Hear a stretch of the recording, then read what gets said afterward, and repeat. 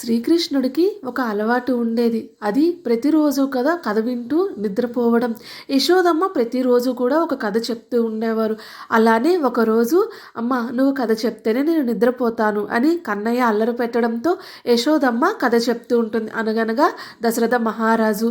ఆ మహారాజుకి నలుగురు కుమారులు. అందులో పెద్దవాడు శ్రీరామచంద్రమూర్తి ధర్మాత్ముడు అనేటప్పటికి కన్నయ్యకి అలా నెమ్మదిగా రెప్పలు పడుతూ ఉంటాయి.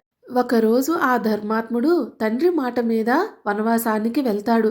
14 ఏళ్ళు వనవాసం చేస్తున్న సమయంలో సీతాదేవిని ఒక దుర్మార్గుడైన రావణాసురుడు అపహరిస్తాడు. అలా చెప్పేటప్పటికి శ్రీకృష్ణుడు ఉలిక్కిపడి లేచి "లక్ష్మణ ఆ ధనస్సు అందుకో" అని అంటాడు.